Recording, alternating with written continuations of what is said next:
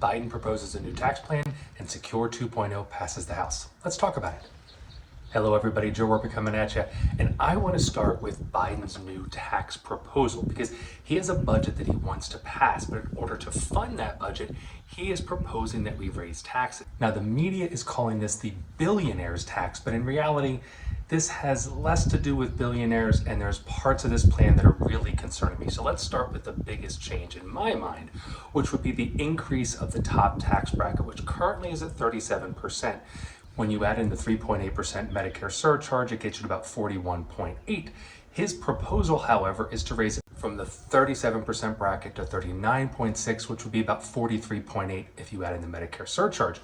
But what's concerning me about this, currently that top tax bracket affects people if you're single at about the 520,000 area, and if you're married finally and jointly, it's about 620,000, and he wants to bring that down to 450 for married finally and jointly and 400,000 for single filers, which confuses me because that would change all of the other brackets. So they really haven't discussed what this means, how it's going to change, but I'm just here to tell you that if it's a tax change, it's not going to affect you positively, it's going to help them. So let's hope that doesn't pass. Now the other side of Biden's plan is what they're calling the Billionaires Tax, where he wants to tax unrealized gains. Now where this comes from is that a lot of billionaires, their wealth is tied up inside the stock of their company.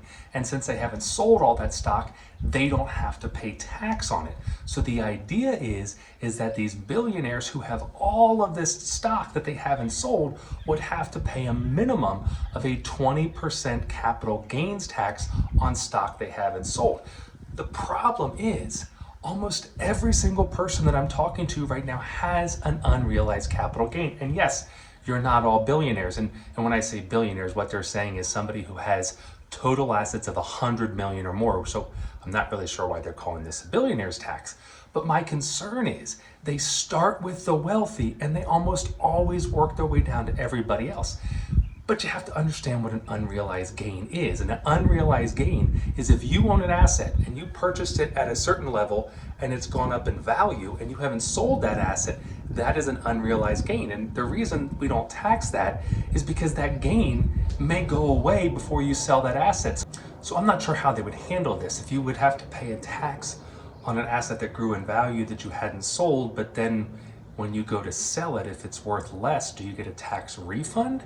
And like I said, most Americans have unrealized gains. Maybe you don't own stock, but you might own a house, and over the last few years, almost everybody's property has gone up in value, so that means you have unrealized gains.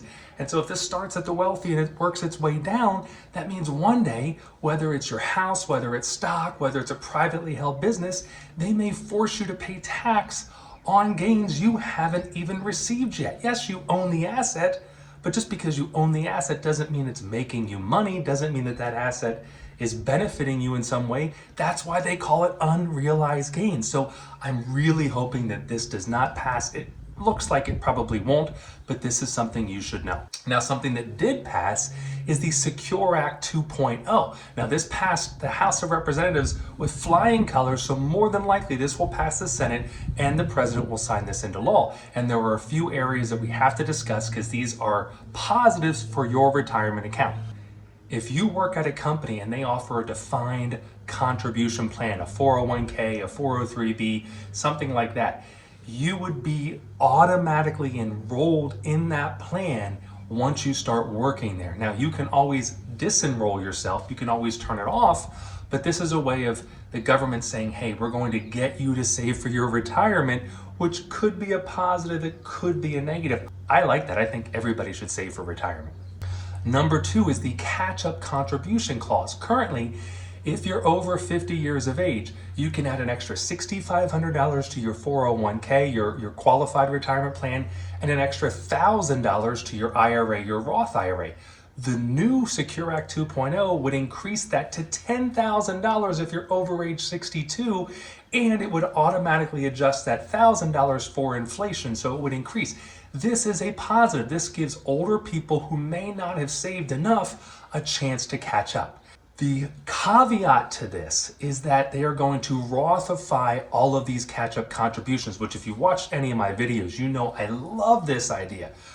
Some people may not like it, but trust me, it's good for you. What it means is that your catch-up contributions, the $6,500, the $10,000, the $1,000, all of those will be treated as Roth contributions, meaning you'll pay tax now and you'll never have to pay tax again. Now, I don't know if this means that they'll put those in a separate account or how they're going to handle this, but this is a positive. On top of all of that, they're going to be moving back the RMD age. That started at 70 and a half. It's now 72. And for those who don't know, RMD stands for Required Minimum Distribution. It's basically the government saying we're tired of waiting for you to spend this retirement account. So when you hit 72 today, you have to take a portion out. They're going to change that to age 73 in 2023. They're going to change it to age 74 in 2029, and then increase it to age 75 in 2032.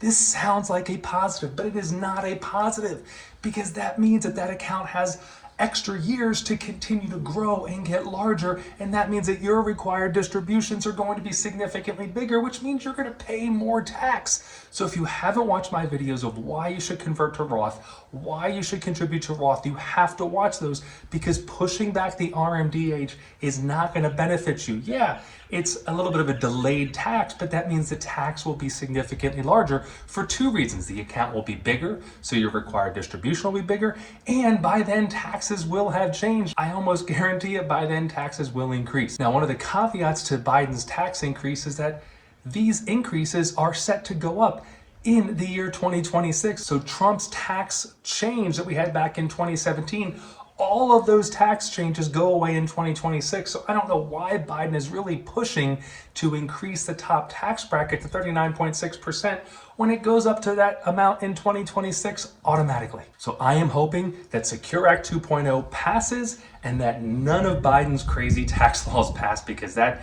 is not going to help anybody. Secure Act 2.0 can help you, and I would be excited if more Roths were out there today. If you like videos like this, make sure you subscribe, hit that bell to turn on notifications so you know when I upload new videos. Leave a comment down below for idea for future videos. Hey, also, if you haven't, check out my book that's available at Amazon, and I will see you all next week.